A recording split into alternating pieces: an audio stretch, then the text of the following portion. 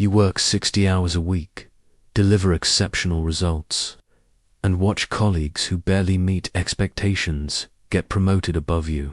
Every month, you pour your energy into being the most reliable, hardest working person in your organization. Yet, somehow, you remain financially stuck, while others who seem to do less advance rapidly and accumulate wealth. I am Niccolò Machiavelli, the Florentine who spent my life studying power, wealth, and human nature in the deadliest political arena of Renaissance Italy. For over 500 years, my observations about how power and wealth really work have guided those who understand that merit alone never determines success. What I discovered about the true mechanisms of wealth and influence will transform how you navigate your career and finances, showing you why hard work without strategic thinking keeps you broke, while others use influence and positioning to get rich. But first, like this video, subscribe for more timeless wisdom, and comment below where you're watching from. I want to know which corner of the world is ready for transformation. I was 25 when I first understood that the world operates on principles entirely different from what we're taught. Walking through the corridors of the Palazzo Vecchio as a junior secretary, I carried with me the naive belief that competence and dedication would naturally lead to advancement and prosperity. How wrong I was. It was during my early months in the Florentine government that I gained access to the Medici banking records. These documents, yellowed with age and sealed with the family's distinctive coat of arms, revealed something that shattered my understanding of wealth accumulation. Page after page showed not the profits from hard labor or innovative business practices, but rather the systematic cultivation of relationships, the strategic placement of family members in key positions, and the careful orchestration of political favors. I remember studying one particular ledger entry that recorded a loan to a PayPal representative, sum that was never repaid, but which secured the Medici family exclusive rights to handle church finances throughout Tuscany. This single transaction, requiring no physical labor whatsoever, generated more wealth than 1,000 craftsmen could earn in their lifetimes. The revelation struck me like a physical blow. In the streets below the palazzo, I observed the daily rituals of Florence's working class. Stonecutters arrived before dawn, their hands already worn raw from years of labor. Merchants counted their modest profits by candlelight, calculating how many florins they needed to feed their families. These people embodied every virtue we're told leads to success in industry: honesty, skill, dedication. Yet they remained trapped in cycles of subsistence, while the Medici accumulated wealth that could purchase entire cities. The contrast became even more stark when I witnessed Lorenzo de' Medici himself conducting business. He would spend his mornings not in ledgers or workshops, but in carefully arranged conversations with bishops, foreign ambassadors, and emerging artists. Each interaction was calculated, each gesture designed to strengthen his network of influence. By noon, he had orchestrated deals worth more than most families would see in generations, and he did it through nothing more than strategic conversation. I began to understand that wealth flows not to those who work hardest, but to those who position themselves at the intersection of power and opportunity. The Medici didn't just accumulate money, they accumulated the ability to direct money's movement throughout society. They became the channel through which wealth flowed, ensuring that a portion of every transaction enriched their coffers. This realization filled me with both admiration and dread. I saw that I had been playing an entirely different game than the one I thought I was playing. While I focused on completing my administrative tasks with precision and speed, others were building relationships that would determine the very nature of my future. Opportunities.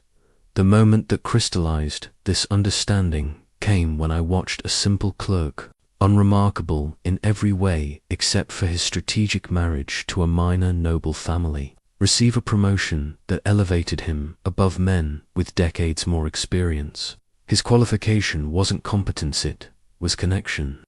His advancement wasn't earned through merited, was inherited through association.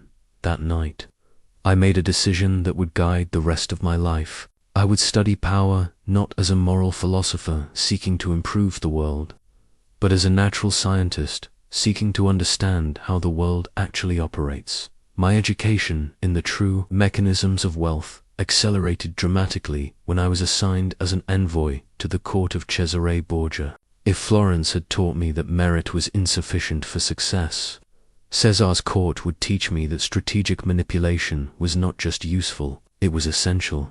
Cesare Borgia possessed a war chest that defied explanation through conventional means. His father, Pope Alexander VI, had certainly provided resources, but the sheer magnitude of wealth at Caesar's disposal suggested income streams that traditional accounting could never reveal. It was only through careful observation that I began to understand his financial genius. I watched Cesare conduct what appeared to be casual conversations with wealthy merchants, conversations that invariably concluded with those merchants volunteering substantial contributions to his military campaigns. These weren't transactions, they were masterful displays of psychological pressure, wrapped in the veneer of voluntary cooperation. Cesare would mention, almost in passing, his concern for the merchant's safety given the increasing banditry on trade routes. He would express hope that his upcoming campaign would eliminate these threats, but lament his insufficient resources. By the conversation's end, the merchant would practically beg for the privilege of funding Caesar's protection. What struck me most profoundly was Caesar's understanding that wealth follows perception rather than reality. He maintained the most magnificent court in Italy not out of vanity, but as a calculated investment. Every golden chalice, every silk tapestry, every perfectly groomed horse served as evidence of his power and success. This display convinced others that associating with him would elevate their own status and security. I documented one particular evening when Cesare entertained a group of Florentine bankers. He wore robes that cost more than most men's annual income, served wine that represented months of a craftsman's wages, and conducted the entire affair in a hall decorated with artwork worth more than small kingdoms. The bankers left that evening convinced they had witnessed the court of a future emperor, and within a week each had offered loans at terms so favorable they bordered on gifts. Caesar's charisma was perhaps his most valuable asset, more precious than any gold in his treasury. He possessed the ability to make every person in his presence feel that they were the most important individual in the room. When he spoke to you, his entire attention focused on your words, as if they contained the secrets of the universe. This artificial intimacy created a psychological bond that he exploited with ruthless efficiency. I observed him promise 3 different men the same administrative position in a territory he didn't yet control. Each man left convinced of Caesar's personal commitment to his advancement. Each began supporting Caesar's campaign with money, influence, and intelligence. None would ever receive the promised position, but by the time they realized this, Caesar had already achieved his objectives using their resources. The most illuminating moment came when I witnessed Caesar's response to a military defeat that should have bankrupted him. Rather than retreat or consolidate, he immediately began spreading rumors of a secret alliance with French forces. He arranged for mysterious wagons to arrive at his camp under cover of darkness, wagons that I knew contained nothing more than stones and straw. He commissioned artists to create paintings depicting his recent victories and distributed them throughout Italy. Within months, this manufactured perception had attracted genuine support from nobles who wanted to align themselves with what they believed was inevitable success.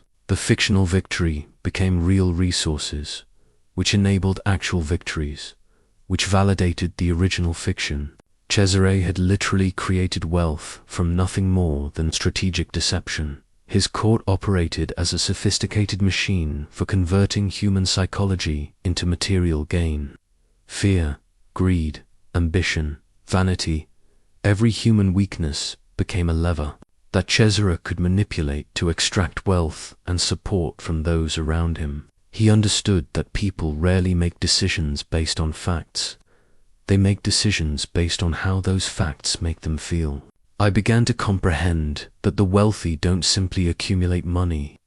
They accumulate the ability to influence how others perceive reality. They become the authors of the stories that society tells itself about power, success, and opportunity. By controlling these narratives, they ensure that wealth continues to flow toward them regardless of their actual merit or contribution. The most painful lesson in my education came through witnessing the destruction of Piero Soderini, a man whose integrity was matched only by his complete inability to understand the game he was playing. As Gonfalonier of Florence, Soderini embodied every virtue that we're told leads to leadership: success, honesty, dedication to public service, unwavering moral principles, and genuine concern for the common good. His downfall taught me why these virtues, admirable as they may be, are insufficient for maintaining power or accumulating wealth. I still possess the dismissal letter that ended Soderini's career, a document that reveals everything about how the world actually operates. The formal charges were bureaucratic trivialities, minor procedural violations, and accusations of insufficient consultation with the city's leading families. But the real crime was Soderini's refusal to participate in the elaborate systems of favor trading that kept Florence's elite wealthy and powerful. Soderini believed that good governance meant making decisions based on merit and public benefit. When the Medici family suggested certain appointments that would have enriched their allies, Soderini refused, instead choosing candidates based on competence and character. When wealthy merchants proposed policies that would have increased their profits at the expense of working citizens, Soderini rejected these proposals, explaining his reasoning with transparent logic and moral clarity. His honesty was absolute and completely self-destructive. During public meetings, Soderini would openly discuss the city's financial challenges, the difficult choices facing the government, and his own uncertainties about complex decisions. He believed that transparency would build trust and encourage civic participation. Instead, it provided his enemies with detailed intelligence about his weaknesses and strategies. I watched as Florence's power brokers gradually united against him, not because his policies were harmful to the city, but because his integrity was harmful to their individual interests. They couldn't, by his decisions, predict his actions or manipulate his choices. This made him dangerous to people whose wealth depended on their ability to influence government policy. The conspiracy against Soderini was a masterpiece of coordinated manipulation. His enemies didn't attack his policies directly that would have revealed their self-interested motives. Instead, they questioned his effectiveness, spread rumors about his health, and suggested that his rigid principles made him unsuitable for the pragmatic demands of leadership. They framed their criticism in terms of concern for Florence's welfare, making themselves appear as reluctant patriots forced to act for the greater good. Throughout this campaign, Soderini maintained his belief that truth and virtue would ultimately prevail. He responded to each attack with detailed explanations of his reasoning, comprehensive evidence of his successes, and passionate defenses of his principles. He never seemed to understand that his enemies weren't interested in rational debate, were interested in removing an obstacle to their financial advancement. The final blow came when the Medici family, recently returned from exile, offered the city's leading merchants a simple choice: support Soderini and face economic isolation, or support the Medici restoration and receive preferential treatment in future business dealings. The merchants, despite privately acknowledging Soderini's competence and integrity, chose their financial interests over their moral convictions. Soderini's dismissal was swift and humiliating. The same men who had praised his honesty now criticized his inflexibility. The same merchants who had benefited from his fair policies now demanded his removal. The same citizens who had prospered under his leadership now remained silent as he was forced from office. What made this tragedy even more instructive was Soderini's response to his downfall. Rather than learning from the experience, he retreated into bitter complaints about ingratitude and corruption. He spent his remaining years writing lengthy letters explaining how he had been wronged, as if the universe owed him success in exchange for his virtue. I realized that Soderini's fundamental error was believing that the same principles that make a man good also make him powerful. He never understood that power operates according to its own logic, independent of moral considerations. He played by the rules of an idealized system, while his opponents played by the rules of the actual system. The wealthy families who orchestrated his removal didn't celebrate his departure with malicious glee. They were simply relieved to eliminate an unpredictable variable from their calculations. Under Soderini, they couldn't be certain that their influence would translate into favorable policies. They preferred leaders whose decisions could be anticipated and, when necessary, purchased. This experience taught me that integrity without strategic thinking is not nobility. It's naivety that inevitably leads to defeat and irrelevance. After witnessing Soderini's destruction, I began studying those who successfully combined virtue with power, and I discovered something remarkable. The most successful leaders weren't necessarily the most virtuous, but they were invariably the most skilled at appearing virtuous. This distinction would prove to be one of the most valuable insights of my entire career. Lorenzo de' Medici's Public Persona Manual, a document I discovered hidden in the family's private archives, revealed the sophisticated machinery behind his reputation for wisdom and benevolence.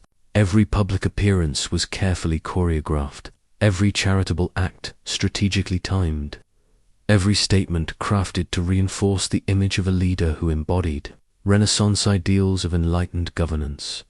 The manual contained detailed instructions for what Lorenzo called virtuous theater. When visiting the city's poor districts, he would wear simple clothing and travel with a small, humble entourage. He would listen intently to citizens' concerns, ask thoughtful questions, and promise to personally investigate their problems. These visits, always preceded by discreet announcements to ensure adequate witnesses, created powerful impressions of a leader who genuinely cared about common people. What the public never saw were the follow-up meetings, where Lorenzo's assistants determined which promises were politically useful to keep and which could be quietly forgotten. The citizens whose problems were solved became vocal advocates for Lorenzo's compassion and effectiveness.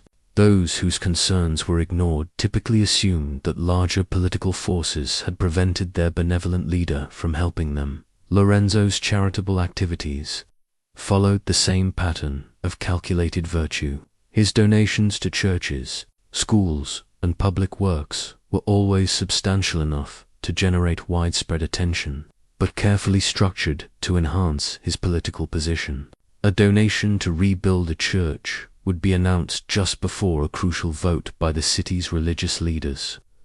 Support for a new school would coincide with efforts to gain favor with wealthy families whose children would benefit from enhanced education. I observed him masterfully manipulate his own family's banking practices to create the impression of ethical business conduct. When lending money at interest rates that some considered excessive, Lorenzo would publicly criticize other banks for their greed while quietly maintaining the same rates himself. When foreclosing on properties, he would express regret about economic necessity while ensuring that the most visible foreclosures involved families who had opposed his political interests. His approach to handling criticism was particularly instructive. Rather than defending his actions directly, Lorenzo would redirect attention to his critics' motives. He would express sadness that political enemies were trying to damage Florence's reputation by spreading malicious rumors about its leadership. This strategy transformed criticism into apparent evidence of the critics' disloyalty to the city itself. Lorenzo understood that most people judge leaders based on carefully selected, dramatic moments rather than comprehensive evaluation of policies and outcomes.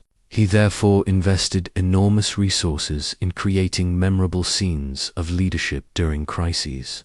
When plague threatened Florence, Lorenzo would personally visit infected areas, comfort grieving families, and coordinate relief efforts, accompanied by witnesses who could spread accounts of his courage and compassion. The manual revealed that Lorenzo's famous patronage of artists and philosophers served multiple strategic purposes beyond cultural enhancement. Supporting intellectual achievements made him appear enlightened and forward-thinking, attracting talented individuals who enhanced his court's prestige.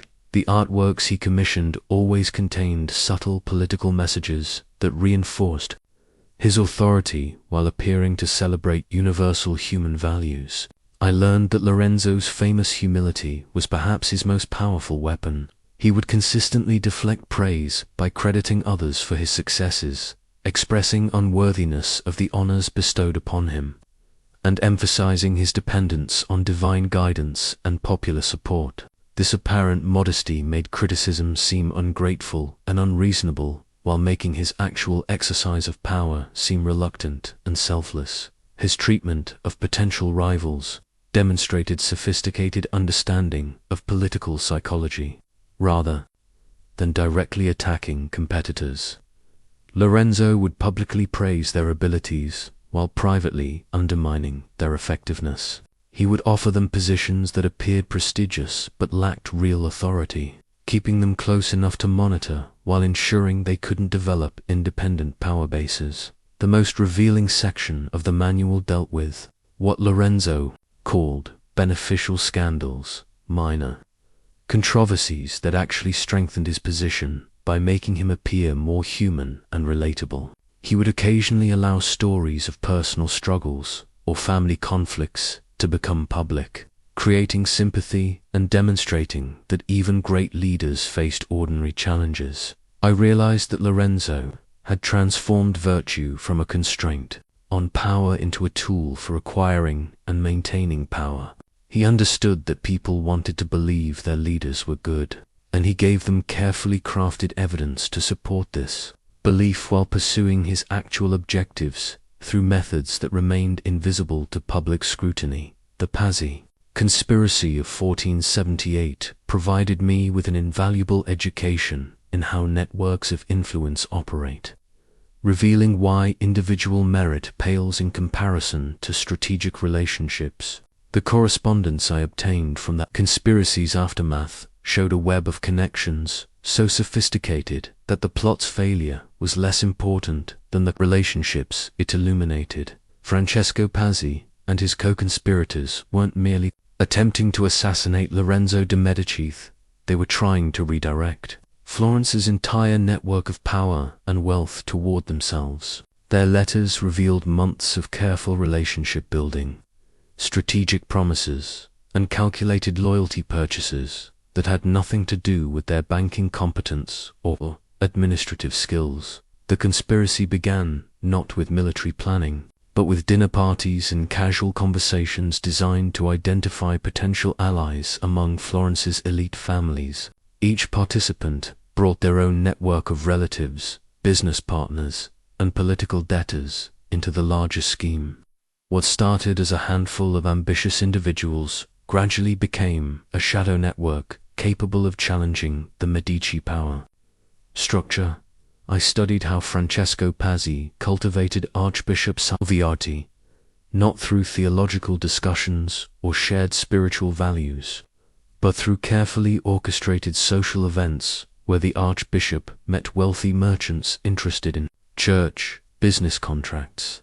Pazzi positioned himself as the facilitator of these lucrative relationships, making the Archbishop financially dependent on his continued goodwill. The letters showed that each conspirator was promised specific rewards that aligned with their personal ambitions. Count Girolamo Riario was offered military commands that would expand his territorial control. Francesco Salviati was promised ecclesiastical promotions that would enhance his religious authority. Local nobles were offered trade privileges that would increase their commercial wealth. What fascinated me most was how the conspirators leveraged existing relationships to create new obligations. Francesco Pazzi didn't directly approach Pope Sixtus IV with their assassination plan. Instead, he worked through intermediaries who already had the Pope's trust and could present the conspiracy as a solution to problems the Pope was already facing. The network operated through what I came to understand as relationship currency, the accumulated value of favors granted, secrets shared, and mutual dependencies created over time. Francesco Pazzi had spent years building this currency through strategic generosity, timely assistance during others' difficulties, and careful cultivation of shared interests. I observed how the conspirators used their wives and children as relationship-building tools, arranging marriages and betrothals that would create kinship bonds with previously unconnected families. These family ties provided permanent links that transcended temporary political disagreements and created long-term loyalties that could be activated when needed. The conspiracy's communication system revealed sophisticated understanding of information management.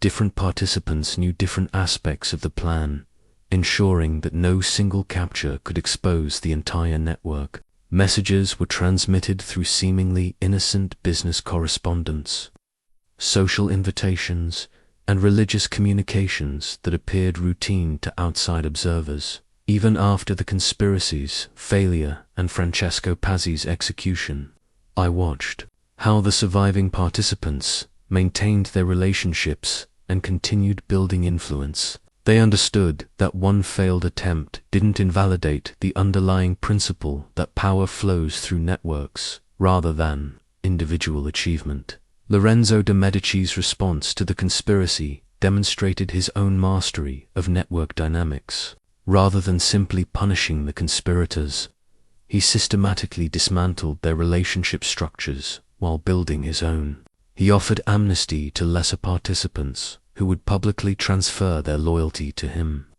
effectively converting his enemies' networks into his own assets. I documented how Lorenzo rewarded families who had remained loyal during the crisis, not with immediate payment, but with access to his broader network of relationships. A merchant who had refused to join the conspiracy might find himself introduced to Venetian traders who could expand his business opportunities. A noble who had provided intelligence about the plot might discover new marriage prospects for his daughters among allied families. The most valuable lesson was understanding that networks create wealth by reducing transaction costs and increasing information flow.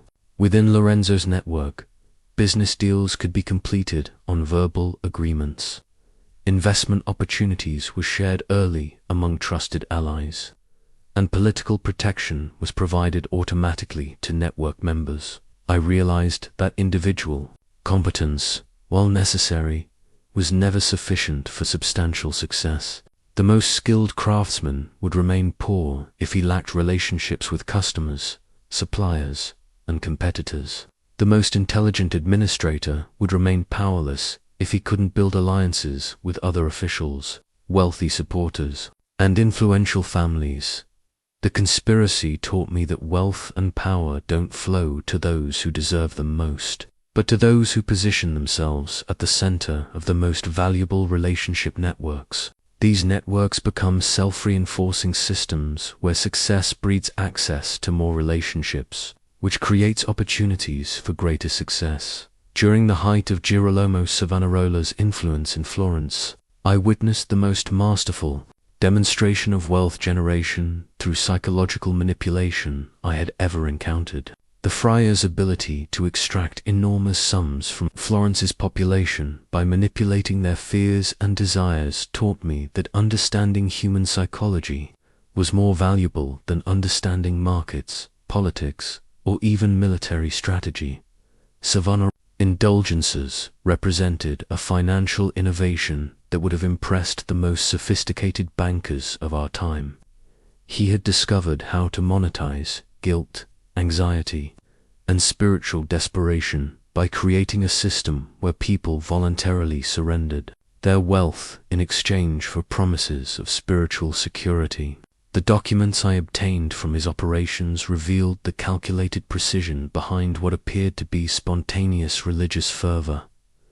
The friar began by identifying his audience's deepest fears: eternal damnation, divine punishment for past sins, and uncertainty about salvation, rather than offering immediate comfort.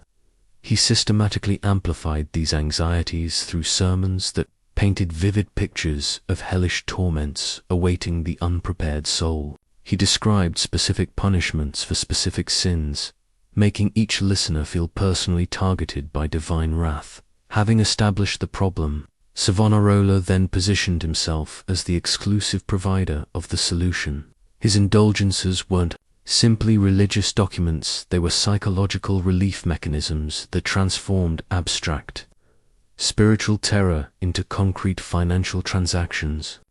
For a specific sum, a believer could purchase certified protection from divine punishment. I studied how he segmented his market with remarkable sophistication. Wealthy merchants received private consultations where Savonarola would discuss their particular scenes and recommend correspondingly expensive remediation. Poor laborers were offered group absolutions at reduced rates that still represented significant portions of their modest incomes. Each customer paid according to their ability, while receiving the same fundamental product: peace of mind. The friar's timing was impeccable. He would intensify his descriptions of divine wrath just before major religious festivals, when people were already contemplating their spiritual condition. He would announce limited-time offers for particular indulgences, creating artificial scarcity that encouraged immediate purchases. He would coordinate his messages with political or economic uncertainties that had already heightened popular anxiety. Savonarola understood that desire was as powerful as fear in motivating financial behavior. He offered premium indulgences that promised not just protection from punishment, but positive spiritual benefits, enhanced divine favor, answered prayers, and preferential treatment in the afterlife. These luxury spiritual products attracted customers who had already purchased basic protection but wanted additional advantages. His most ingenious innovation was creating indulgences for future sins, allowing customers to prepay for spiritual protection against transgressions they hadn't yet committed. This product generated immediate revenue while creating ongoing customer relationships, as purchasers would return periodically to extend their coverage or upgrade their protection levels. I observed how Savonarola used social proof to increase sales by publicizing the names of prominent citizens who had purchased major indulgences. This created both status competition among the wealthy and legitimacy among common people who assumed that if respected leaders were buying spiritual protection, such purchases must be wise and necessary. The friar's distribution network included trained assistants who could identify potential customers, psychological vulnerabilities, and recommend appropriate products. A grieving widow might be offered indulgences specifically designed to ease her deceased husband's passage through purgatory. A businessman facing financial difficulties might purchase protection against divine retribution for his past commercial practices. What made Savonarola's system particularly effective was his understanding that customers needed to feel they were making rational, beneficial decisions rather than being manipulated. He provided detailed theological explanations for each indulgence, complete with scriptural references and logical arguments that allowed purchasers to justify their expenditures to themselves and others. The psychological dependency he created was perhaps more valuable than the immediate revenue. Customers who had purchased spiritual protection became invested in believing that their purchases were effective, making them likely to buy additional products and recommend them to family and friends. Their financial investment in the system became emotional investment in its validity. I learned that Savonarola's true genius wasn't theological, was psychological. He had discovered how to identify what people most desperately wanted or feared, position himself as the solution to their psychological needs, and structure transactions that felt voluntary and beneficial even as they systematically transferred wealth from his customers to himself. This experience taught me that the most profitable businesses don't sell products or services. They sell emotional states. Fear, security, status, belonging, hope. These psychological commodities are more valuable than gold because people will pay almost any price to obtain them. Francesco Sforza's rise from mercenary captain to Duke of Milan provided me with the most sophisticated education in strategic generosity I had ever witnessed. His gift registry, which I discovered in the ducal archives, revealed a systematic approach to wealth accumulation through calculated giving that was more effective than any military conquest or business venture. Sforza understood that generosity, properly applied, was not an expense, but an investment that generated returns far exceeding the initial outlay. His gifts were never random acts of kindness. They were precisely targeted interventions designed to create specific obligations and dependencies that would serve his long-term interests. Studied his approach to cultivating relationships with Milan's merchant families, rather than offering them immediate business opportunities, which they might have viewed with suspicion. Sforza would identify personal challenges they were facing and provide unexpected assistance. When a prominent silk trader's son was captured by bandits, Sforza personally led the rescue mission and refused any compensation. When a banker's warehouse burned down, Sforza provided temporary storage facilities without charge. These acts of generosity created psychological bonds that were more powerful than business contracts. The recipients felt personally indebted to Sforza in ways that transcended financial calculation. They became emotionally invested in his success because his failure would mean losing a protector who had demonstrated genuine concern for their welfare. The registry revealed Sforza's sophisticated understanding of timing. He would provide assistance during moments of crisis when recipients were most vulnerable and grateful, ensuring maximum emotional impact from his interventions. A gift offered during prosperity might be appreciated, but a gift offered during desperation would be remembered forever. Sforza's generosity toward potential rivals was particularly instructive.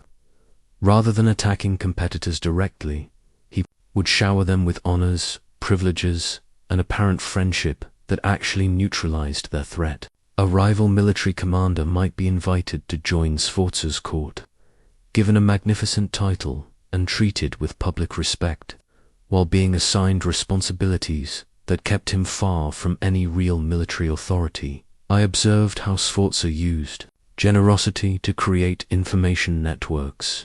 By providing financial assistance to servants, clerks, and minor officials throughout northern Italy, he gained access to intelligence about political developments, military preparations, and economic opportunities. His recipients felt obligated to share information that might be valuable to their benefactor. The most brilliant aspect of Sforza's system was how he made his generosity appear spontaneous and personal rather than calculated and political. He would arrive at social gatherings with carefully selected gifts that seemed to reflect intimate knowledge of recipients' interests and needs. A scholar might receive a rare manuscript. A military officer might receive an exceptional sword. A merchant might receive access to exclusive trade opportunities. These gifts created the impression that Sforza was paying close attention to everyone in his orbit, making each recipient feel specially valued and understood. This psychological impact was worth far more than the monetary value of the gifts themselves, as it generated loyalty and commitment that money alone could never purchase. Sforza's approach to charitable giving demonstrated similar strategic thinking. Rather than making large donations to established institutions that might take his support for granted, he would identify emerging religious orders, struggling schools, or ambitious artists who would be transformed by his assistance. These recipients became permanent advocates for his reputation and influence. Documented how Sforza's generosity created cascading effects throughout his network. Recipients would often compete to demonstrate their gratitude by providing increasingly valuable services, introducing him to their own contacts, and publicly praising his character and achievements. His initial investment in strategic giving generated ongoing returns. Through enhanced reputation and expanded influence, the registry showed that Sforza carefully tracked the outcomes of his generosity, noting which types of gifts generated the most valuable long-term relationships and which recipients proved most reliable in reciprocating his kindness. This data allowed him to refine his approach and maximize the return on his generous investments. What impressed me most was understanding that the perception of generosity was often more important than its reality. He would make public displays of charity that were relatively inexpensive but highly visible, while providing his most valuable assistance privately to individuals who could offer significant reciprocal benefits. Sforza taught me that strategic generosity operates like compound interests. Well-timed gifts create obligations that generate much larger returns over time. The key is ensuring that recipients understand your generosity as evidence of your character rather than manipulation of their behavior. Even though the strategic calculation is always present, this approach transformed generosity from a moral virtue into a practical tool for accumulating power and influence. By giving strategically rather than randomly, Sforza ensured that his kindness generated the maximum possible return in terms of loyalty, information, and future opportunities. The French invasion of Italy in 1494 created more millionaires in 6 months than the previous decade of normal commerce had produced. I witnessed fortunes made and lost not through superior skill or harder work, but through the ability to recognize and respond to changing circumstances before others understood what was happening. The chronicles I maintained during this period revealed that timing, not merit, determined who prospered during times of upheaval. Charles VIII's march into Italy caught most political leaders completely unprepared, but a small group of merchants, bankers, and minor nobles had been positioning themselves for exactly this type of disruption. They had observed the signs that escaped their contemporaries: the increasing frequency of French diplomatic missions, the quiet accumulation of military supplies in French border towns, the subtle shifts in papal policy that suggested accommodation with foreign intervention. I documented how Agostino Chigi, then a relatively minor banker from Siena, had begun converting his assets into portable forms months before the invasion began, while his competitors maintained traditional investment portfolios tied to specific territories and political arrangements. Chigi accumulated gold, established relationships with money changers in multiple cities, and developed financial instruments that could function regardless of which ruler controlled which territory. When the invasion began and established commercial networks collapsed overnight, Chigi was ready to provide essential financial services to all parties involved in the conflict. He loaned money to French commanders who needed to pay their troops, Italian nobles who needed to fund their defenses, and merchants who needed capital to relocate their operations. His preparation allowed him to profit from the chaos that destroyed his unprepared competitors. The invasion taught me that periods of stability create complacency, while periods of disruption create opportunity for those who understand how to read the signs of change. Most people assume that current conditions will continue indefinitely and make decisions based on the projection of existing trends.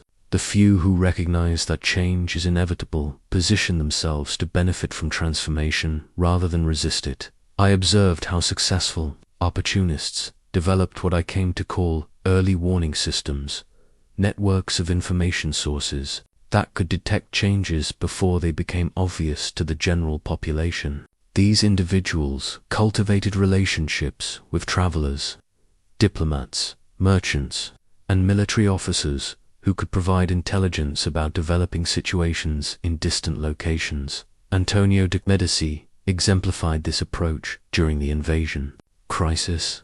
His agents throughout Europe had been reporting unusual activities for months, increased military recruitment in France, unusual diplomatic communications between Paris and Rome, changes in trade patterns that suggested major political developments. While other Florentine leaders focused on their immediate concerns, Antonio was preparing for scenarios that most considered impossible. When the crisis arrived, Antonio was ready with pre-negotiated agreements that allowed him to profit regardless of the invasion's outcome. If the French succeeded, he had arrangements to provide banking services to the new administration. If Italian resistance proved effective, he had commitments to finance defensive operations. His preparation transformed an existential threat into a wealth-generating opportunity. The chronicles revealed that successful timing required not just recognizing opportunities, but also understanding when to act and when to wait. Many potential beneficiaries of the invasion moved too early, exposing their preparations to competitors who could copy their strategies. Others moved too late, missing the optimal moment when demand for their services was highest and competition was lowest. I learned that the most profitable approach was to prepare extensively while appearing unprepared, maintaining the flexibility to respond quickly while avoiding the risks associated with premature action. This required what I termed invisible positioning, accumulating capabilities, and relationships that could be activated quickly when circumstances warranted, but that remained dormant and unnoticed until needed. The invasion also demonstrated how crisis creates value by eliminating established competitors and creating demand for new solutions.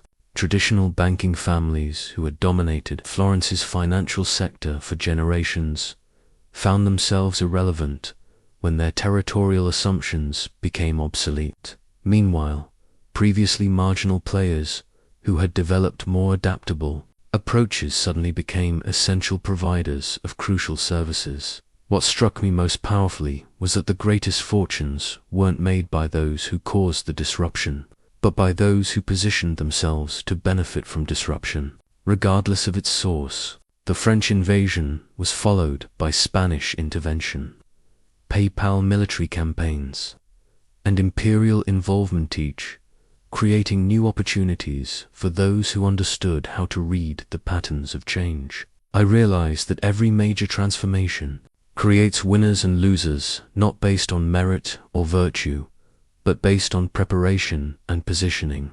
Those who accumulate wealth during stable periods often lose it during upheavals, while those who understand how to navigate uncertainty often emerge from chaos with dramatically enhanced resources and influence. The key insight was that opportunity doesn't announce itself, it disguises itself as problem, crisis, or threat. Only those who have trained themselves to see potential benefits within apparent disasters can capitalize on the wealth-generating possibilities that upheaval invariably creates. My years studying Venetian administrative records revealed the most sophisticated deception I had ever encountered: a governmental system that appeared to reward merit while actually operating through carefully disguised networks of patronage and influence. The Venetian promotion records I obtained showed that what citizens perceived as meritocratic advancement was actually the result of political calculations that had nothing to do with competence or achievement. Venice had built its reputation as a republic where ability determined advancement, where merchants could rise through talent rather than birth, and where administrative positions were awarded based on demonstrated capability. This reputation attracted ambitious individuals from throughout Europe who believed they could succeed through hard work and skill.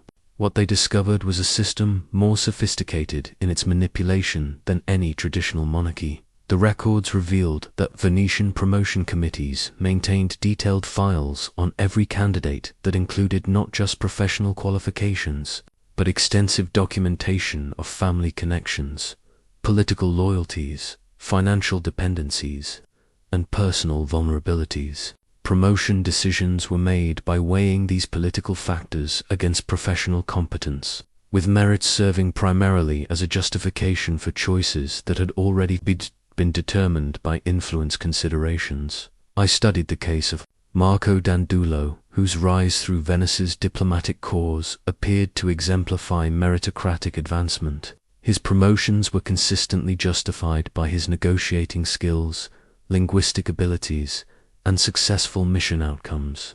The hidden records, however, showed that Dandolo's advancement was actually orchestrated by his uncle, a senior member of the Council of Ten, who had carefully arranged assignments that would allow his nephew to demonstrate competence while building relationships with influential figures.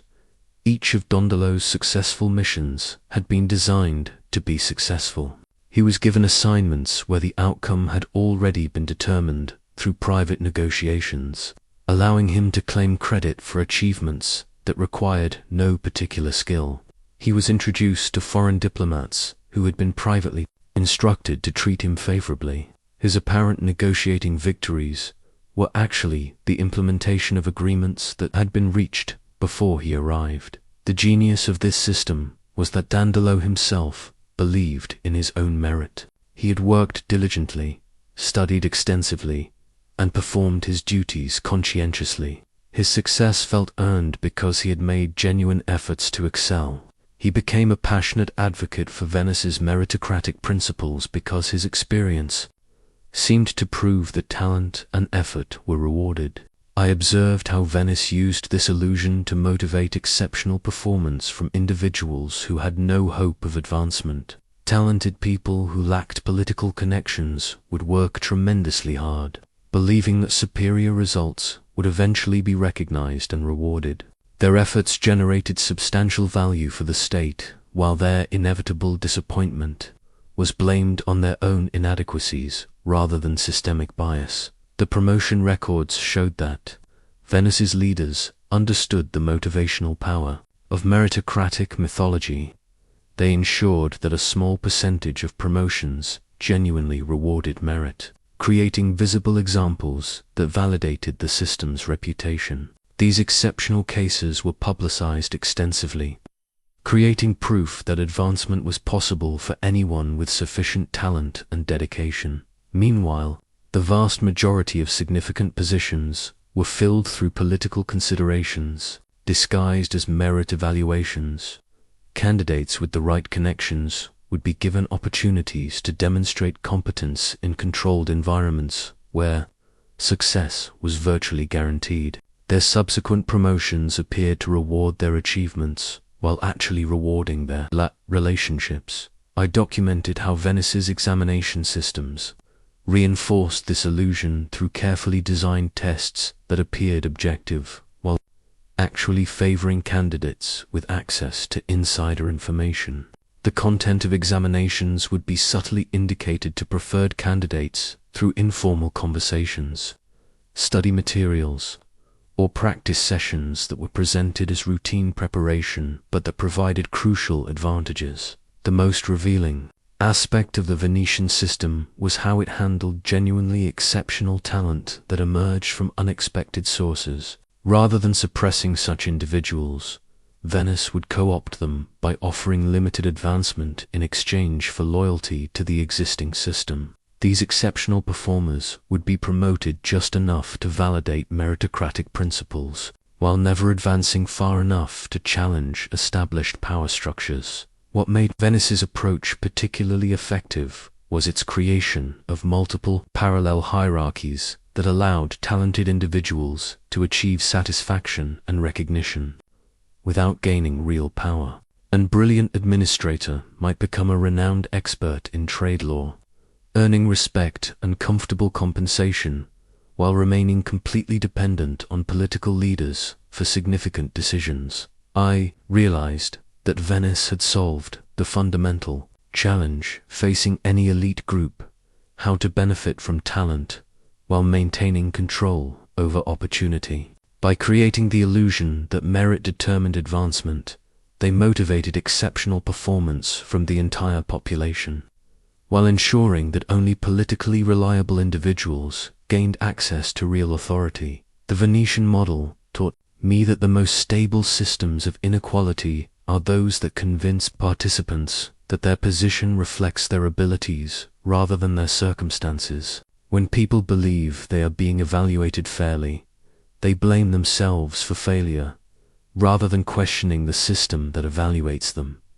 This creates a self-reinforcing cycle where those who succeed credit their own merit and support the system that rewarded them, while those who fail accept responsibility for their disappointment and continue striving for recognition that will never come. The illusion of meritocracy is more powerful than actual meritocracy because it generates both superior performance and political stability. During my diplomatic missions, I discovered that the most valuable commodity in Italy wasn't gold, silk, or spices. It was information, and more specifically, the ability to control what information others possessed.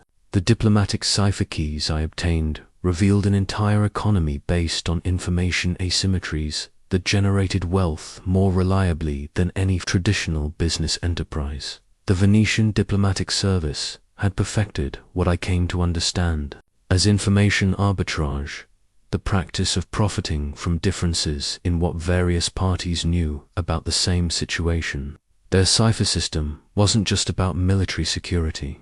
It was about creating and maintaining information advantages that could be monetized through strategic trading relationships. I studied how Venetian merchants used controlled information to dominate Mediterranean commerce. Their trading networks weren't just moving goods between cities, they were moving information about supply, demand, political developments, and market conditions.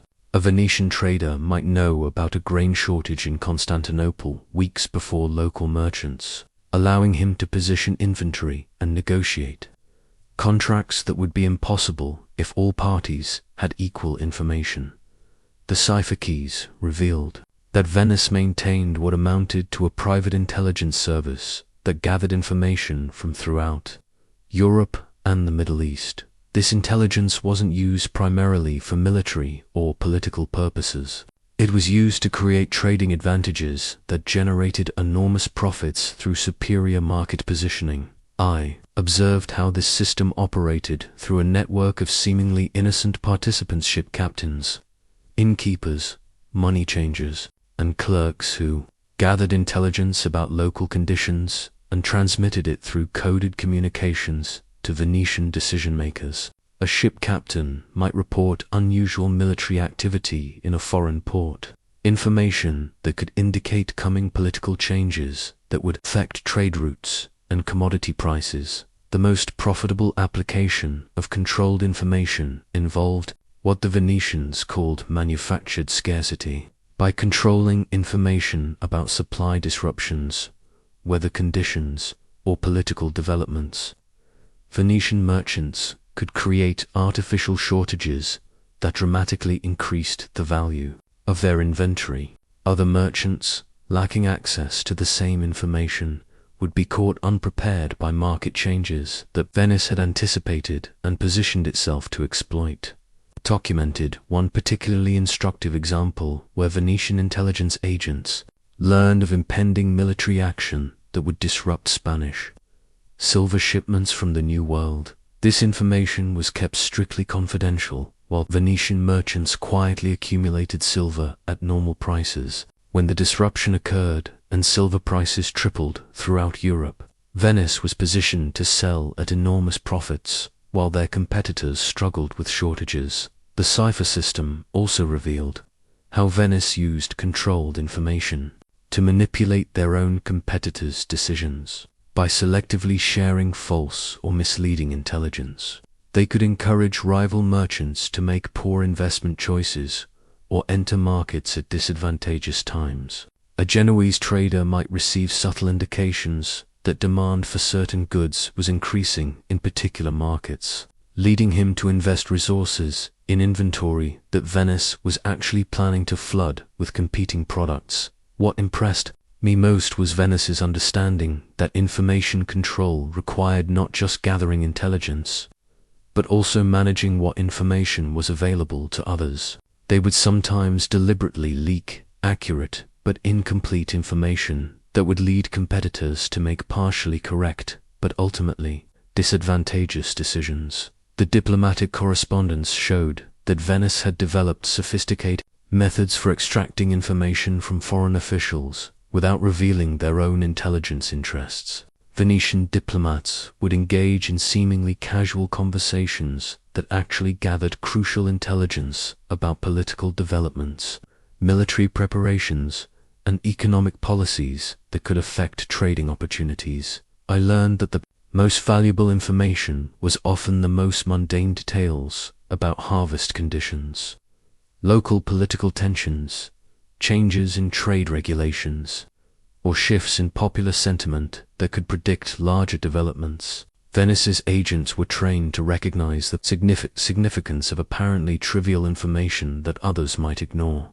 The cipher keys revealed that Venice's information advantages extended beyond commerce into political manipulation. By controlling what various political leaders knew about each other's intentions and capabilities, Venice could influence diplomatic outcomes that served their commercial interests. They might encourage conflicts between potential competitors while positioning themselves as neutral intermediaries who could profit from providing services to all parties. I realized that controlled information created sustainable competitive advantages because knowledge, unlike physical goods, could be used repeatedly without being consumed. A single piece of intelligence about market conditions could generate profits across multiple transactions, while the same information could be leveraged to create additional information gathering opportunities. The most sophisticated aspect of Venice's system was how they made their information control appear accidental rather than systematic. Other merchants attributed Venetian success to luck, superior seamanship, or favorable geographic position, never recognizing the elaborate intelligence apparatus that actually generated their advantages. This experience taught me that in any competitive environment, those who control information flows will ultimately control outcomes, while others focus on improving their products, services, or efficiency.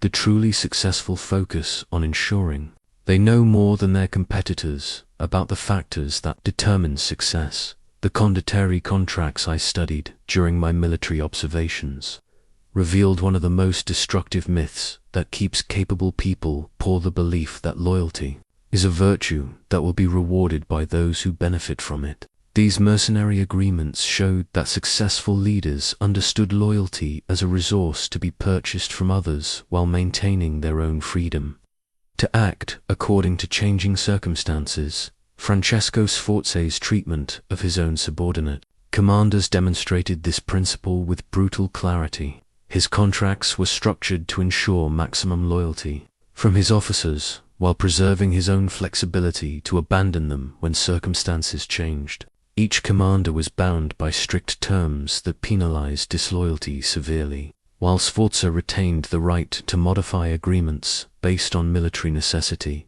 I observed how Sforza systematically identified which of his officers were motivated by personal loyalty versus those motivated by professional calculation. The personally loyal officers received increasingly dangerous assignments that either eliminated them through combat death or proved their absolute dedication through survival. Meanwhile, the professionally motivated officers were kept in safer positions where their skills could be preserved for future use. The contracts revealed that Sforza never reciprocated the personal loyalty that he demanded from others. When political circumstances required him to sacrifice loyal subordinates to appease powerful enemies, he did so without hesitation. When military situations demanded abandoning commanders who had served him faithfully, he provided them with eloquent letters of praise but no practical assistance. I documented the case of Captain Bartolomeo Corleone, whose unwavering loyalty to Sforza cost him opportunities for independent advancement that would have made him wealthy and powerful. Corleone repeatedly refused offers from competing military leaders because he believed his loyalty would eventually be rewarded with comparable opportunities within Sforza's organization. Instead, Sforza used Corleone's loyalty as a tool for managing more ambitious subordinates. When other commanders showed signs of disloyalty, Sforza would publicly praise Corleone's faithfulness and hint at future rewards for such dedication. This created competition among his officers to demonstrate their loyalty, while Sforza never actually provided the substantial rewards that such loyalty might have merited. The most instructive aspect of these arrangements was how Sforza convinced his loyal subordinates that their sacrifices were temporary investments in their future prosperity. He would regularly discuss plans for territorial expansion that would create new opportunities for advancement, military campaigns that would generate wealth for distribution, and political developments that would enable him to reward faithful service. These promises were always conditional and always postponed. Current circumstances required continued sacrifice, but future circumstances would enable generous compensation. Loyal officers lived in a permanent state of deferred gratification, always believing that their next demonstration of loyalty would finally trigger the rewards they had been promised. Meanwhile, I watched officers who maintained professional rather than personal relationships with Sforza negotiate substantially better terms for themselves. They demanded immediate compensation for their services, insisted on written guarantees for their agreements, and maintained relationships with alternative employers who could provide competitive offers. The contracts showed that these professionally loyal officers actually received better treatment from Sforza because he respected their negotiating position and recognized that keeping them satisfied required ongoing benefits rather than future promises. Their willingness to leave if their needs weren't met gave them leverage that personally loyal officers completely lacked. I realized that excessive loyalty was actually a form of psychological dependency that made individuals vulnerable to exploitation. Loyal people became emotionally invested in their leaders' success, making them willing to accept sacrifices that purely transactional relationships would never tolerate. The most tragic aspect of the loyalty trap was how it prevented capable individuals from recognizing their own market value. Loyal officers compared their situation to their past circumstances rather than to alternative opportunities available elsewhere. They measured their progress within Sforza's organization rather than against what they might achieve through independent action. Sforza's approach taught me that successful leaders understand loyalty as an asymmetrical relationship. They inspire loyalty in others while maintaining their own freedom to act according to rational calculation rather than emotional attachment. They use others' loyalty as a strategic resource while never allowing their own loyalty to become a constraint on their decision-making. The condottieri system revealed that the most successful mercenaries were those who maintained professional relationships with multiple potential employers simultaneously. They provided excellent service to their current contractor while preserving their ability to negotiate better terms or accept superior offers from competitors. This approach required what I came to understand as strategic disloyalty, the willingness to abandon relationships that no longer served one's interests, regardless of past benefits or emotional attachments. Such disloyalty wasn't betrayal, it was rational career management that recognized the temporary nature of all professional alliances. The grain monopoly records from the Papal States revealed the most sophisticated wealth generation system I had ever encountered one based on creating and maintaining artificial dependencies that forced entire populations to continuously transfer wealth to those who controlled essential resources. This system taught me that the highest form of power wasn't the ability to take what others possessed, but the ability to make others voluntarily give you what they possessed. Pope Alexander VI had transformed grain distribution from a simple commercial transaction into a complex dependency system that generated wealth far beyond normal market profits. Rather than simply selling grain at market prices, the papal administration had created a system where access to food required ongoing relationships with church-approved distributors who demanded much more than money in exchange for their services. The records showed that the papal grain monopoly operated through what I came to understand as necessity manipulation. By controlling access to an essential resource, the church could demand not just payment, but political support, religious compliance, and social cooperation from anyone who needed to eat. Grain became a tool for social control that generated both material wealth and political power. I studied how this system was implemented through seemingly reasonable regulations that gradually created total dependency. Initially, the church simply required grain merchants to register with papal authorities and pay modest licensing fees. This appeared to be routine bureaucracy that imposed minimal burdens while generating some administrative revenue over time. However, the regulations became increasingly complex and restrictive. Merchants needed special permits for each type of grain, separate licenses for each territory where they operated, and detailed documentation of every transaction. These requirements made independent grain trading so expensive and complicated that most merchants found it easier to work as agents for papal distributors rather than maintain their own operations. The papal distributors, carefully selected for their political reliability, gradually gained exclusive control over grain supplies throughout the church's territories. Independent farmers were required to sell their crops to papal agents at fixed prices, while consumers could only purchase grain through the same agents at prices determined by church policy rather than market conditions. What made this system particularly ingenious was how it transformed basic economic necessity into political obligation. Citizens who wanted to eat needed to maintain good relationships with church officials who controlled grain distribution. This meant attending required religious services, supporting papal policies, and avoiding any behavior that might be interpreted as disloyalty to church authority. The records revealed that the papal administration used grain distribution to reward political allies and punish opponents with remarkable precision.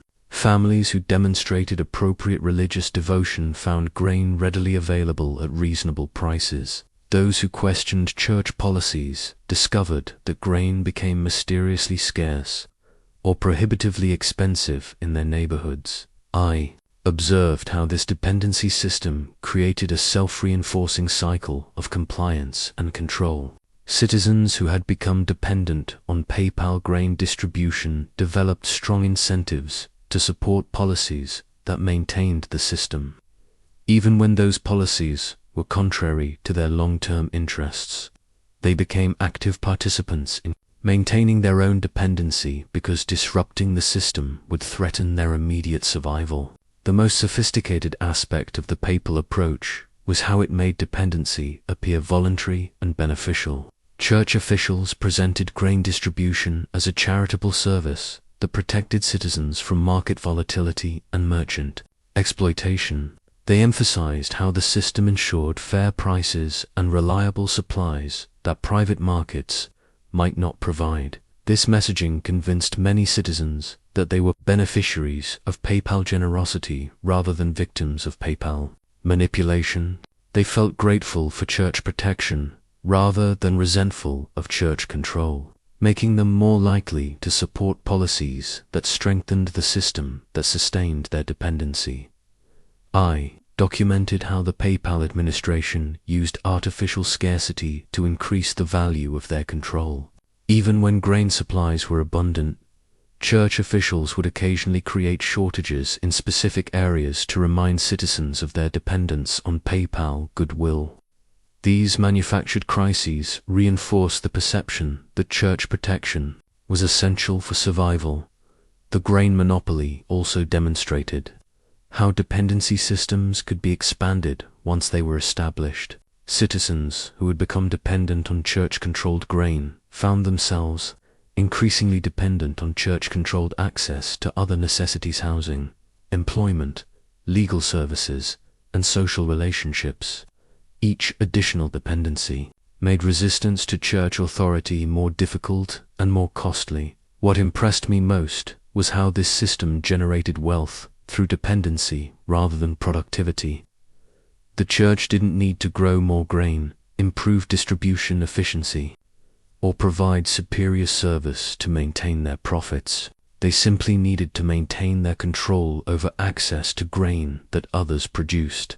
This experience taught me that the ultimate form of wealth generation involves making others dependent on your approval or assistance for things they absolutely need. Once such dependency is established, the dependent party will continuously transfer wealth to maintain access to essential resources, regardless of the actual cost or value of those resources. The papal conclave notes I obtained from the election of Pope Julius II revealed one of the most counterintuitive strategies for accumulating power and wealth: a deliberate cultivation of apparent weakness that encouraged opponents to underestimate your capabilities while overestimating their own advantages. Cardinal Giuliano della Rovere's rise to the papacy demonstrated how strategic vulnerability could be more valuable than obvious strength. During the months preceding the conclave, Della Rovere carefully constructed an image of political weakness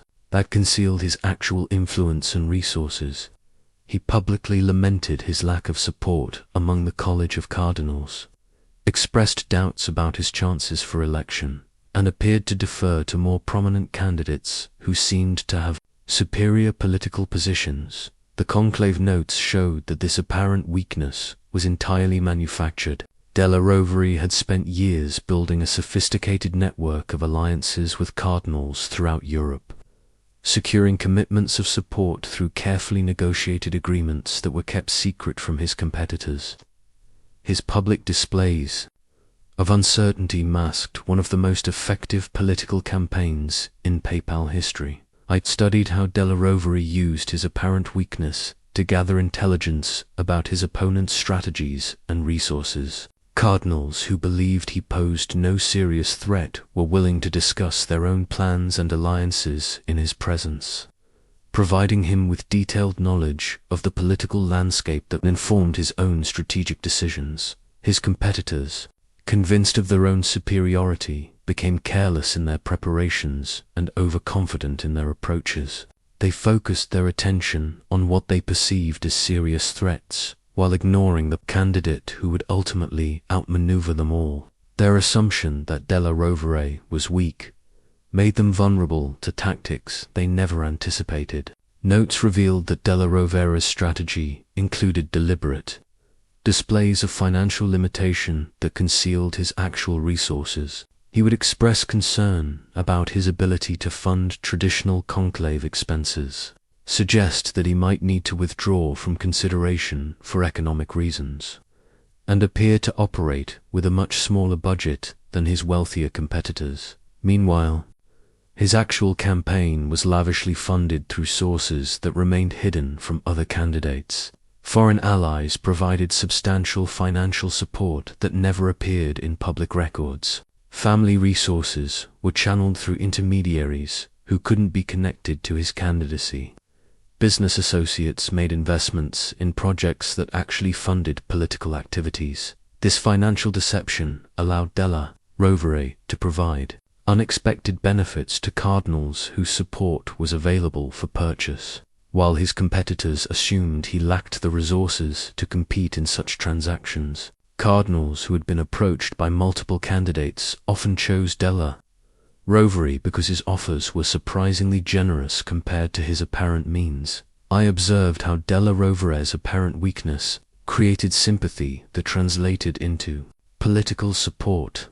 Cardinals who might have opposed a obviously powerful candidate felt protective toward someone who seemed vulnerable and disadvantaged. They wanted to help what appeared to be an underdog, not recognizing that they were actually assisting the most sophisticated politician in the conclave. The most brilliant aspect of Della Rovere's strategy was how he used apparent weakness to avoid early attacks that might have damaged his actual campaign. Stronger candidates focused their opposition research and political attacks on each other, treating Della Rovere as insufficiently important to merit serious attention. This allowed him to build support while his competitors weakened each other through mutual combat. His victory in the papal election shocked observers who had completely misjudged the political dynamics, but the conclave notes revealed that the outcome was the result of careful planning rather than fortunate accident.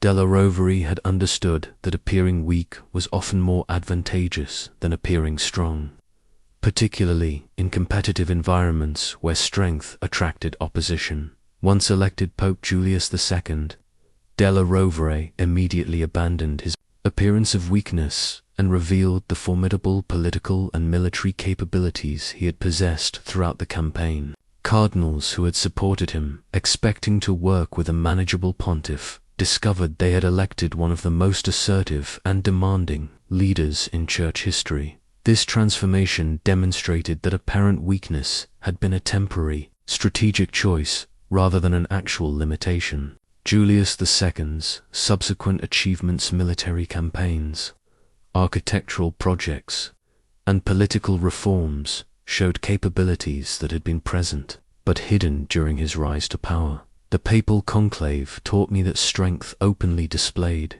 often generates resistance and opposition, while strength carefully concealed can accumulate power without triggering defensive responses from competitors. Those who appear weak are often underestimated, ignored, and dismissed, creating opportunities for strategic action that wouldn't be available to obviously powerful opponents. This approach requires considerable psychological discipline, as it demands accepting others' condescension and apparent dismissal, while maintaining confidence in your actual capabilities and eventual success.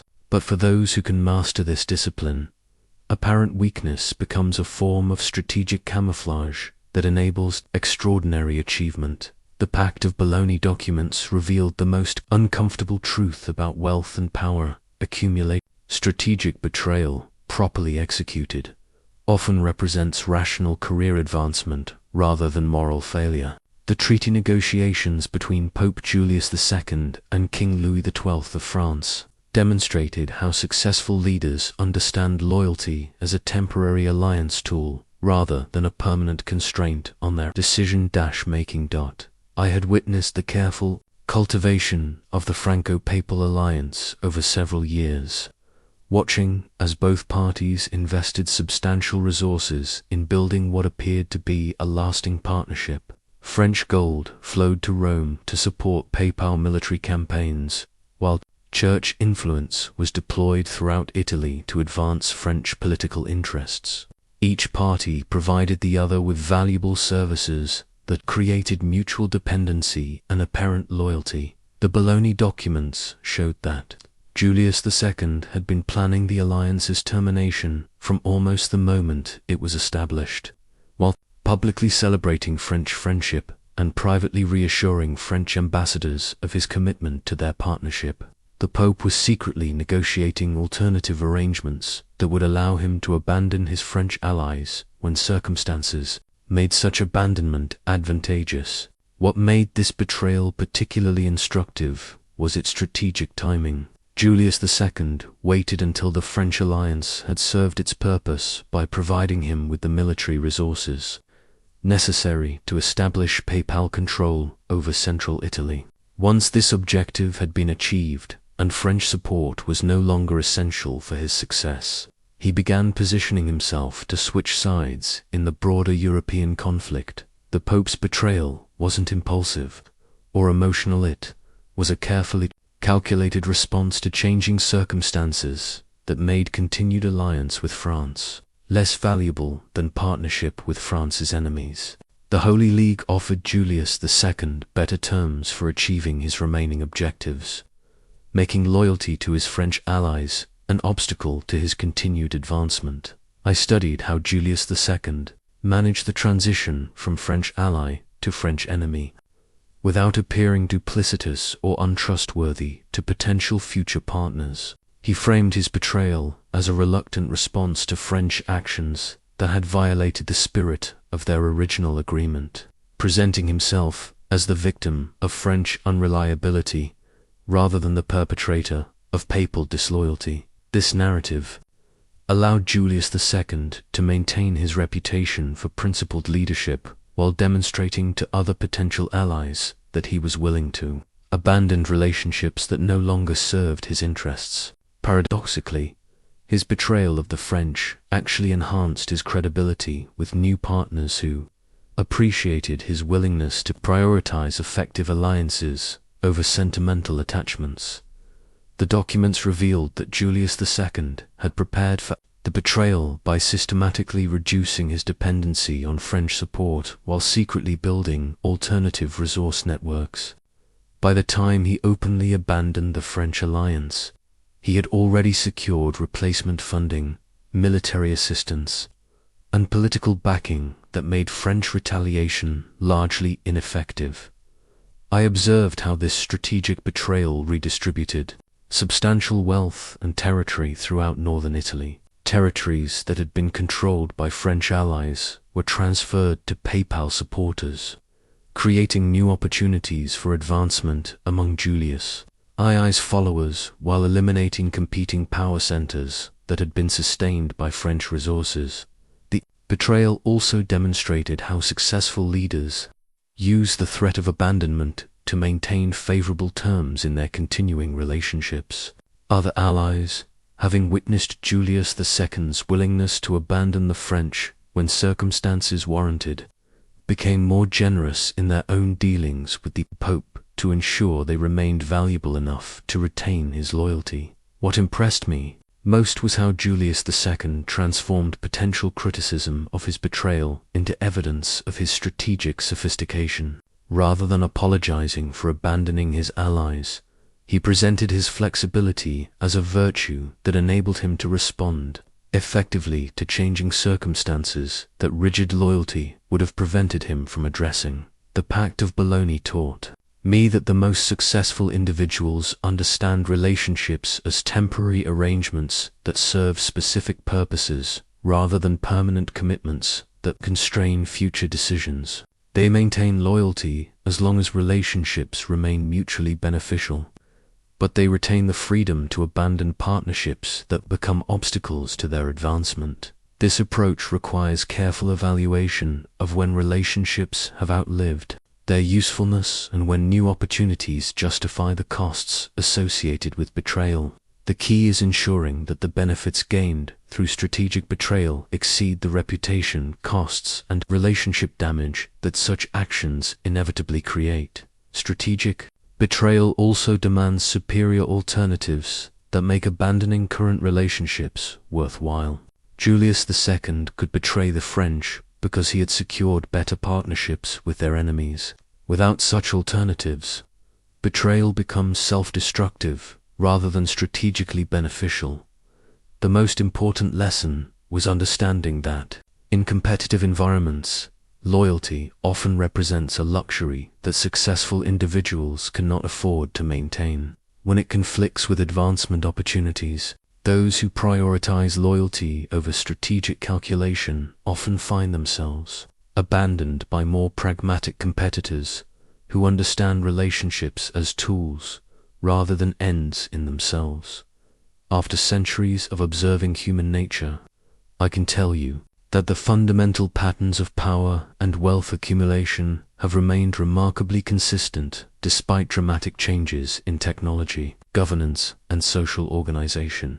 The principles that determine success in Renaissance Italy operate with equal effectiveness in contemporary organizations, though they now disguise themselves in modern terminology and corporate structures. Today's most successful individuals understand that hard work and competence, while necessary, are never sufficient for substantial advancement. They recognize that wealth flows to those who position themselves at the intersection of influence and opportunity, exactly as it did in my time. The difference is that modern manipulation has become more sophisticated and more subtle, wrapped in the language of collaboration, team building, and professional development. I observe that contemporary networking operates according to the same principles that governed Renaissance court politics. Successful individuals cultivate relationships not from genuine friendship, but from strategic calculation about who can provide access to opportunities, information, and resources. They attend conferences, join professional associations, and participate in social events, not for learning or entertainment, but for relationship building that can be monetized over time. The modern equivalent of the Medici banking records can be found in the career trajectories of today's business leaders, who invariably reach positions of authority through relationship networks rather than superior performance.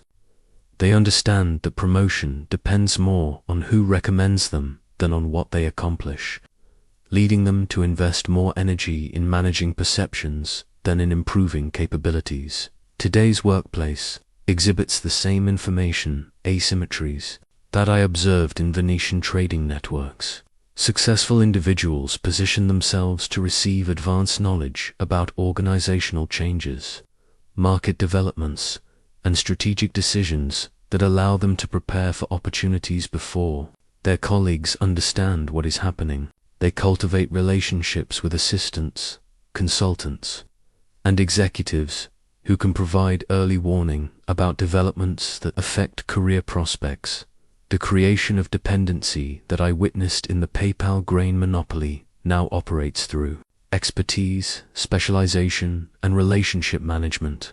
Successful individuals make themselves indispensable by becoming the exclusive source of crucial knowledge, the only person who understands particular systems, or the sole contact for important relationships. This artificial scarcity creates ongoing demand for their services, regardless of their actual productivity. Modern strategic generosity follows the same patterns that Francesco Sforza employed, though it now takes the form of mentoring, collaboration, offers, and resource sharing that appears altruistic while serving calculated political purposes. Successful individuals identify colleagues who can provide future benefits and invest in those relationships through carefully targeted assistance that creates lasting obligations. The illusion of meritocracy operates more effectively today than it did in Renaissance Venice, because modern organizations have developed sophisticated rhetoric about fairness,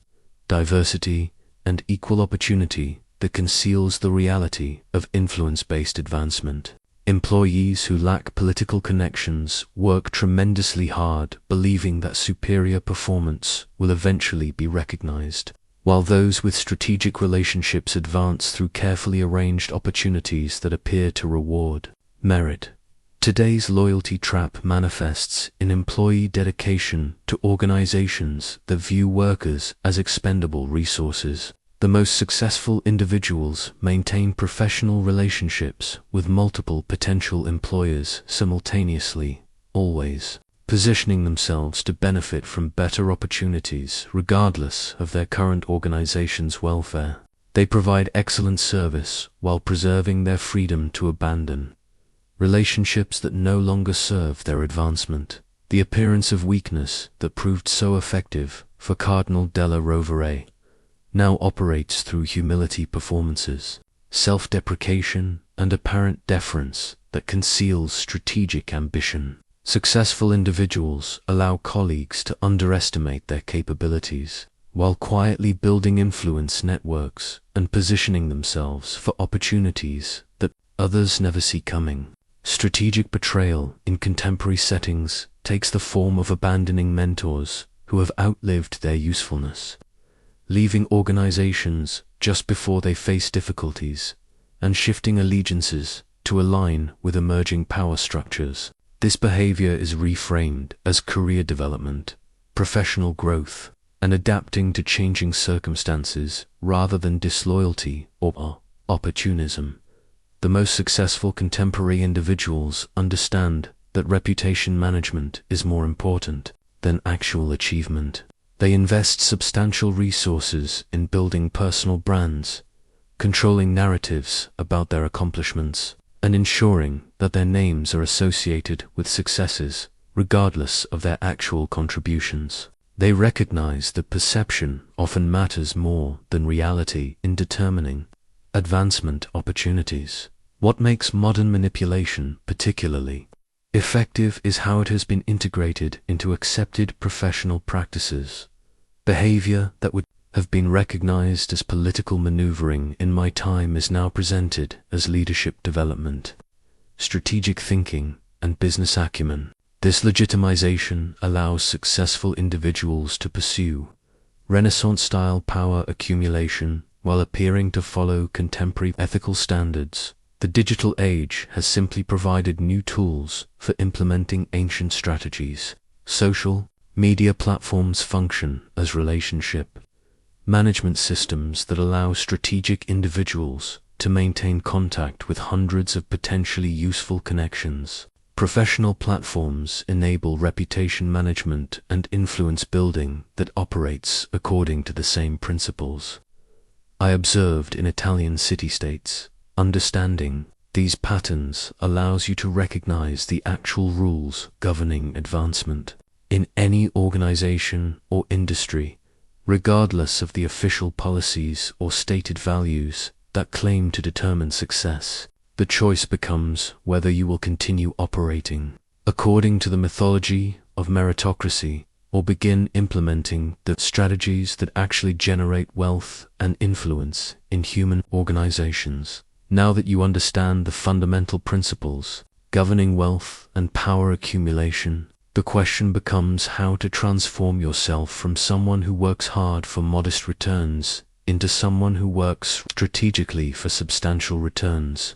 This transformation requires abandoning comfortable illusions about fairness and merit, while developing capabilities that most people either cannot or will not cultivate.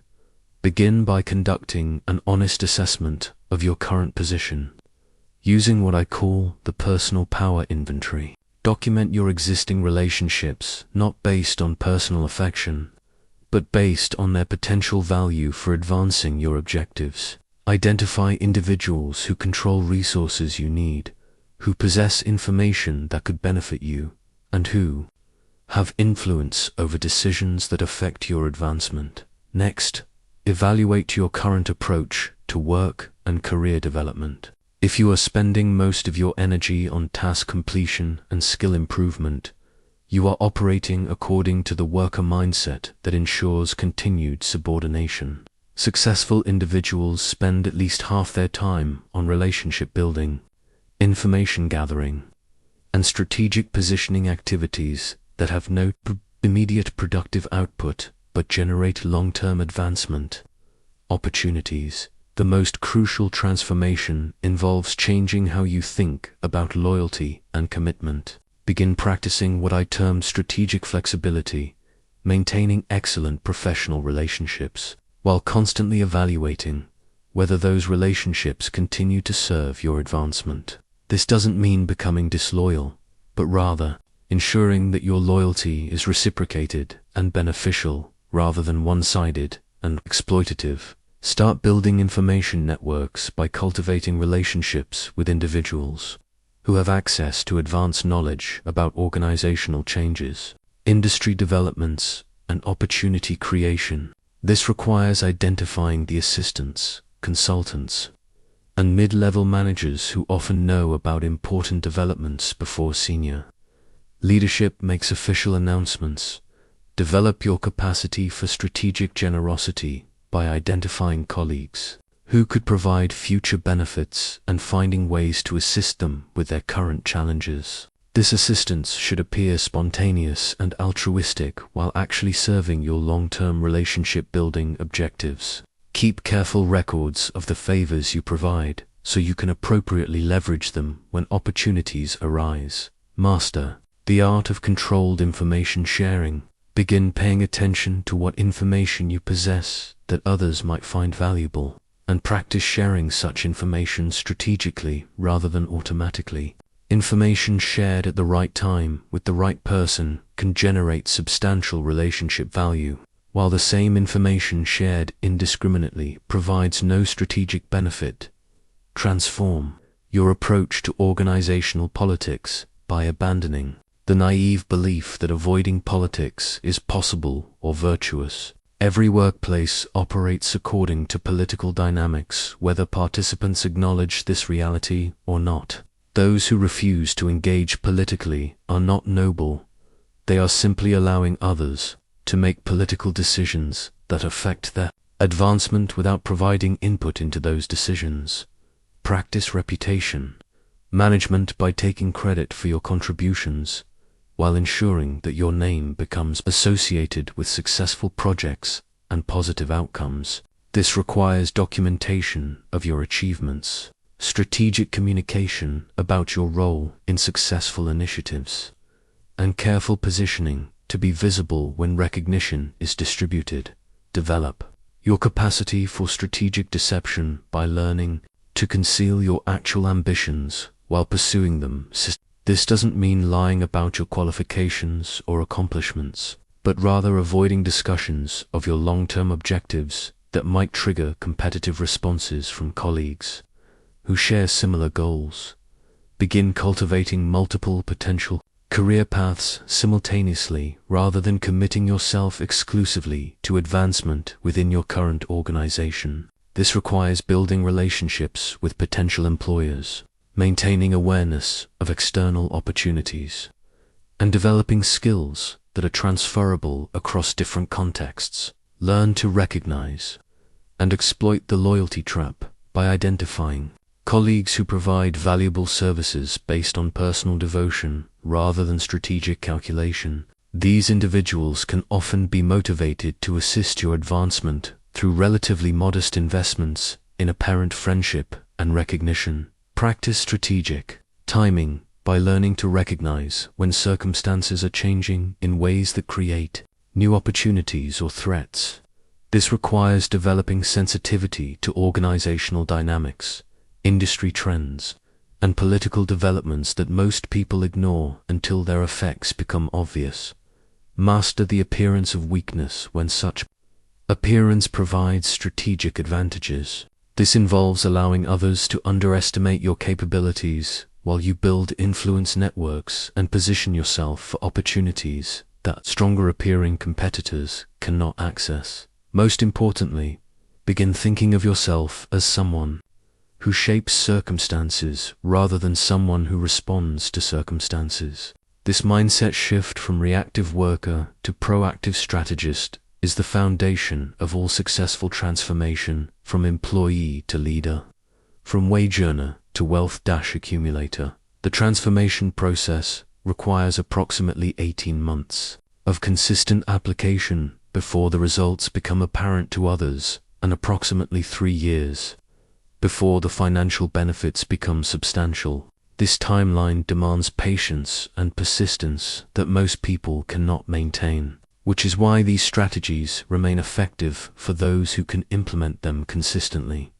Remember that this transformation is not about becoming a different person, but about aligning your behavior with the actual rules governing advancement, rather than the fictional rules that most people believe determine success. As I reach the end of my observations about power, wealth, and human nature, I want you to understand that the principles I have shared are not temporary strategies that might become obsolete with changing times. They are eternal patterns rooted in fundamental aspects of human psychology that have remained constant throughout history and will continue operating regardless of technological advancement or social evolution. The choice before you is not whether these dynamics exist. They operate in every human organization, whether participants acknowledge them or not. The choice is whether you will continue being subjected to these forces without understanding them, or whether you will learn to recognize and navigate them for your own advancement. Those who choose to ignore these realities do not escape them. They simply ensure that others will use these principles against them while they remain defenseless and confused about why their honest efforts produce modest results, while others' strategic efforts produce substantial wealth and influence. I have spent centuries observing human behavior, and I can assure you that the fundamental drivers of success have never been virtue, fairness, or merit. Successful individuals throughout history have distinguished themselves not through superior character, but through superior understanding of how power actually operates within human systems. This understanding does not require you to become cruel, dishonest, or harmful to others. It simply requires you to abandon naive assumptions about how advancement occurs and begin operating according to the actual rules rather than the imaginary rules that most people follow. The wealthiest individuals in every era have understood that money follows influence rather than effort, that opportunities flow through relationships rather than qualifications, and that advancement depends more on strategic positioning than on task performance. These patterns are not secrets, they are simply realities that most people refuse to acknowledge because accepting them requires abandoning comforting illusions about fairness and justice. What I have described as manipulation could equally be called leadership, influence, or strategic thinking. The behaviors remain identical regardless of the terminology used to describe them. Those who master these capabilities become leaders, while those who reject them remain followers. Regardless of their technical competence or moral character, the transformation I have outlined will not make you popular with colleagues who remain committed to the worker mindset. They will often sense that you have changed without understanding how or why, leading them to view your advancement with suspicion or resentment. This reaction is natural and should be expected rather than avoided. Your success will serve as evidence that advancement is possible for those willing to invest in developing strategic capabilities, while simultaneously challenging the beliefs of those who prefer to blame external circumstances for their limited progress. Some will learn from your example and begin their own transformation, while others will rationalize your advancement as luck, corruption, or unfair advantage, rather than acknowledge the strategic thinking that actually generated your results. The most important legacy you can create is demonstrating that individuals can transcend their circumstances through understanding and application of timeless principles, rather than hoping for external systems to become more fair or merit-based. Such systems have never existed and will never exist because they contradict fundamental aspects of human nature. Every generation believes that their era represents a unique departure from historical patterns, that new technologies or social movements have finally created conditions where merit will determine advancement. This belief is always wrong because it assumes that human psychology has fundamentally changed when only the surface manifestations of human behavior have been modified. The same ambitions, fears, loyalties, and strategic calculations that drove behavior in Renaissance Italy continue driving behavior in contemporary organizations. The tools have changed, but the underlying dynamics remain identical because they are rooted in aspects of human nature that evolution has not modified in recorded history. Understanding this continuity allows you to predict how others will behave.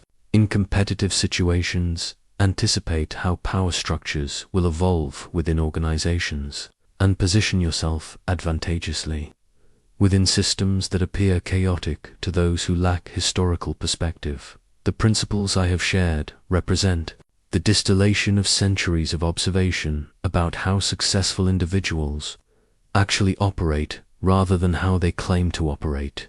This knowledge has been preserved not because it is morally admirable, but because it is practically effective for those willing to apply it consistently. Your transformation from worker to strategist will initially feel uncomfortable because it requires abandoning beliefs about fairness and merit that most people use to make sense of their experiences.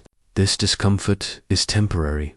Once you begin seeing results from strategic behavior, the effectiveness of these approaches will overcome any moral reservations you might have about their implementation. The ultimate test of these principles is not whether they align with your current beliefs about how the world should operate, but whether they produce the advancement and wealth accumulation that you desire. Judge them by their results rather than by their compatibility with conventional wisdom about virtue and success. I leave you with this final understanding.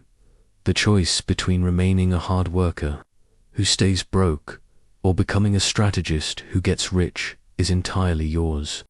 The principles exist, the opportunities are available, and the outcomes are predictable for those who implement these approaches with patience and consistency. The only question is whether you will continue following the comfortable illusions, but keep most people financially trapped, or whether you will embrace the uncomfortable realities that enable a few people to accumulate substantial wealth and influence. History will remember not your intentions or your efforts, but your results. Choose accordingly. The world has not changed as much as you think. Human nature remains constant. Power flows according to eternal patterns. Wealth follows influence rather than merit. These truths were valid 500 years ago. They remain valid today, and they will continue being valid 500 years from now. Use them wisely.